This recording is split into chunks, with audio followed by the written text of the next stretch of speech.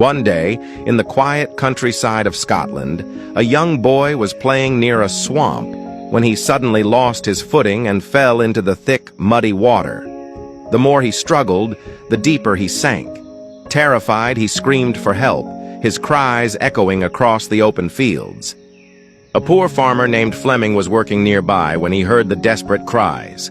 Without a second thought, he dropped his tools and ran toward the sound.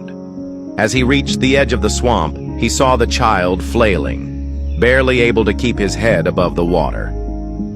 Thinking quickly, Fleming grabbed a long, sturdy branch, waded into the muddy ground, and stretched it toward the boy. With great effort and at the risk of his own life, he managed to pull the child to safety. Exhausted but relieved, he helped the boy to his feet and sent him home. The next day, a luxurious car stopped in front of Fleming's modest hut.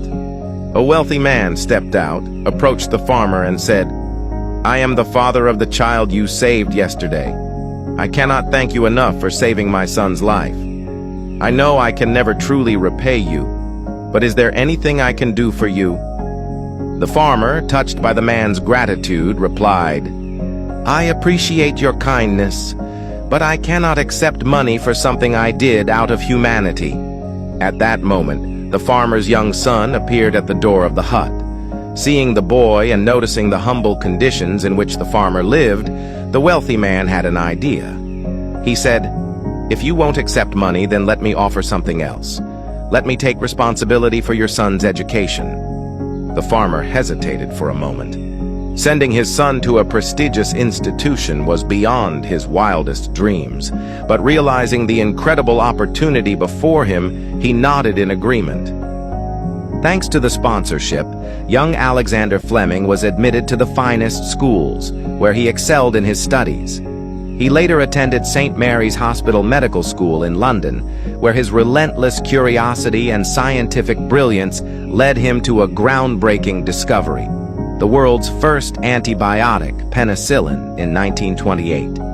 This miraculous drug would go on to save millions of lives. But the story doesn't end there. Years later, during World War II, the wealthy man's son fell seriously ill with pneumonia. His condition was critical, and his survival seemed uncertain. He was treated with penicillin, the very drug discovered by none other than Sir Alexander Fleming. That wealthy man's son was none other than Winston Churchill, who later became the Prime Minister of Britain twice. This story is a powerful reminder that kindness has a way of coming full circle. A selfless act, done without expectation of reward, can return in ways one could never imagine. Do good for others, not for recognition, but because it is the right thing to do. One day that kindness may find its way back to you in the most extraordinary way. If you believe that good deeds always come back in some way, then comment, "Karma is real," and share this story with your friends. Stay blessed.